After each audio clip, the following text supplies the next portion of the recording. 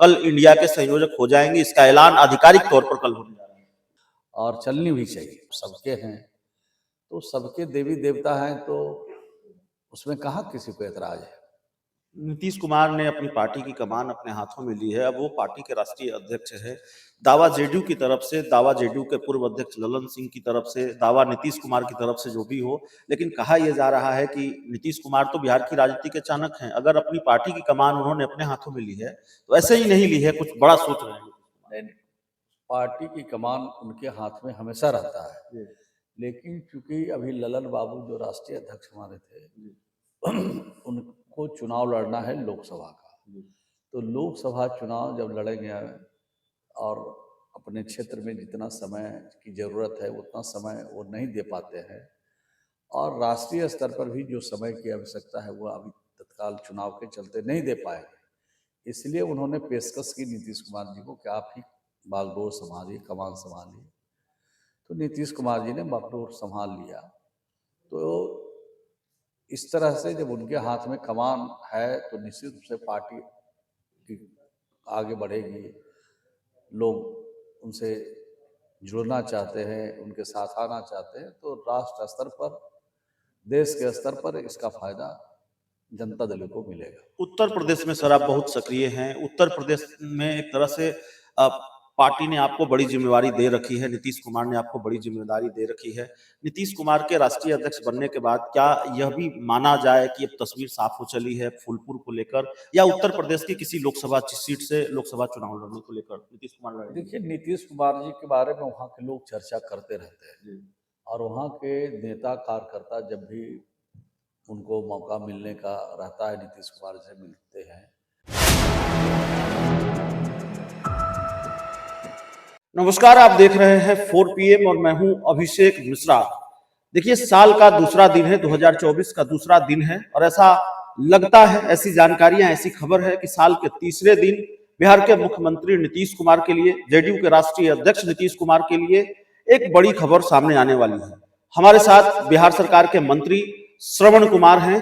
Sir, क्या बिहार के मुख्यमंत्री नीतीश कुमार के लिए एक बड़ी खबर कल आने वाली है? संयोजक को लेकर बात कही जा रही है कि नीतीश कुमार कल इंडिया के संयोजक हो जाएंगे। इसका ऐलान आधिकारिक तौर पर कल होने जा रहा है। इस संदर्भ में कोई जानकारी हमें नहीं है, और ये बड़े लेवल की बात है, और बड़े लेवल के नेताओं के मिल बैठ के जो फैसले होते हैं, जब फैसला आता है तब हम लोग को जानकारी मिलती है। तो जो लोग बैठ कर के योजना बनाते हैं, जो इस तरह का निर्णय लेते हैं, उसके संदर्भ में हमको कोई जानकारी नहीं है। लेकिन इस बात की चर्चा है कि कोई वर्चुअल मीटिंग हुई है या वर्चुअल मीटिंग होने वाली है, और उसमें फिर इसी चीज को लेकर चर्चा होनी है, आधिकारिक तौर पर इसका ऐलान। नीतीश कुमार जी के बारे में तो अनेक प्रकार की चर्चा चलती रहती है, और चर्चा इसलिए चलती है कि नीतीश कुमार जी जिस प्रकार से बिहार को दिया है, उनकी जो सोच है, उनका जो विजन है, उनका जो काम है, देश के सभी लोगों को पसंद है। इसलिए उनकी चर्चा चलती ही रहती है और चलनी भी चाहिए। इस बात को लेकर तो जानकारी होगी आपको कि राम मंदिर को लेकर बुलावा आया है नीतीश कुमार को। हमको इस संदर्भ में जानकारी नहीं है। ये तो पूजा है, पाठ है, ये सब तो अपना निजी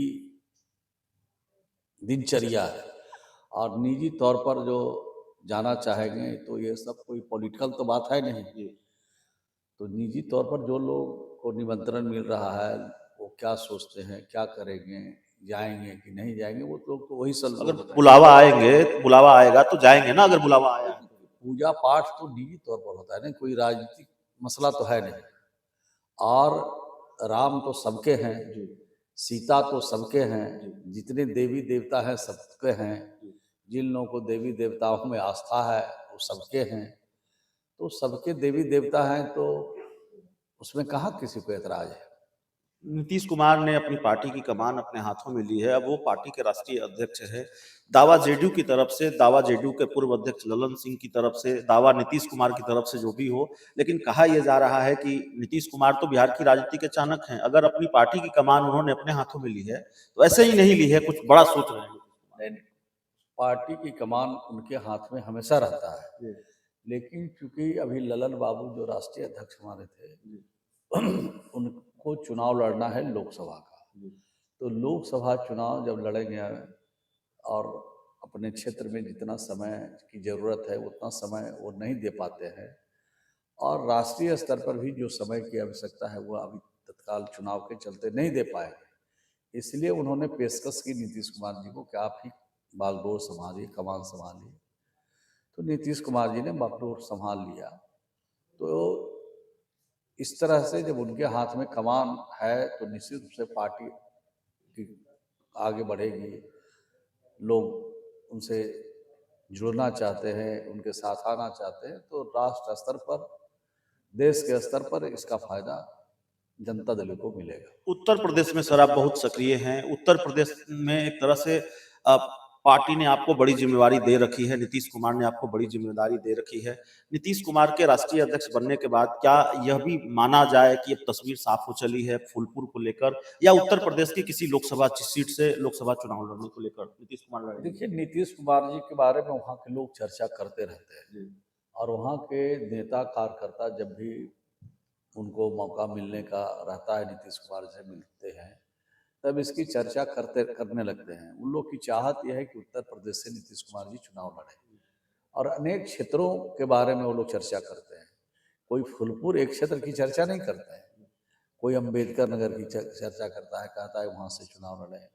कोई चर्चा करता है फूलपुर से, कोई कहता है फतेहपुर से।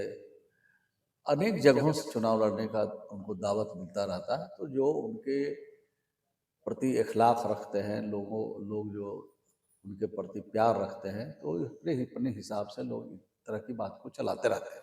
आखिरी सवाल है सर, कई तरह की चर्चाएं हैं बिहार के राजनीतिक गलियारों में, सब कुछ ठीक है, बीजेपी से नजदीकियां बढ़े, ये भी कई कई कई कई चर्चाएं चलती हैं। देखिए, ये सब मार्केट में चर्चा चलता रहता है, और सोशल मीडिया इसी में मास्टर है। सोशल मीडिया में जो नहीं चलना चाहिए सो सब चलता रहता है। अगर थोड़ा सा भी दिमाग किसी का अनबैलेंस है तो बेचारा उलट जाएगा। तो कहने का मतलब है कि इस तरह की जो बातें हैं, खबरें हैं, ये एयर में चलता रहता है। सच्चाई कुछ रहता है, चलता कुछ रहता है, तो उस पर क्या हम लोग बोलेंगे इसके बारे में। नीतीश कुमार अब अपनी पार्टी के राष्ट्रीय अध्यक्ष हैं, जेडीयू के राष्ट्रीय अध्यक्ष हैं। क्या पुराने दोस्तों को, पुराने साथियों को लाने की भी कोशिश होगी? ये भी चर्चा है, अब इसको भी आप खारिज करेंगे? नहीं, हमारी पार्टी में बहुत सारे लोग आते हैं, बहुत सारे लोग चले जाते हैं। जाने पर ना हम लोग गम मनाते हैं, और आने पर बहुत खुशी भी नहीं मनाते हैं। तो मौसम के हिसाब से लोग आते हैं, लोग चले जाते हैं। जहाँ जिनका एडजस्टमेंट बुझाता है वहाँ पर अपना हिसाब किताब लगाने में रहते हैं। तो अभी तो मौसम अभी आने वाला है, इसलिए पहले ही से मौसम वैज्ञानिक लोग अपना जमीन तलाश रहे हैं। चलिए, तो इस वक्त हमारे साथ जेडीयू के बहुत वरिष्ठ नेता और पार्टी के कद्दावर मंत्री, माफ कीजिएगा सरकार के कद्दावर मंत्री श्रवण कुमार थे। इस पूरे इंटरव्यू में इतना ही। बहुत बहुत धन्यवाद।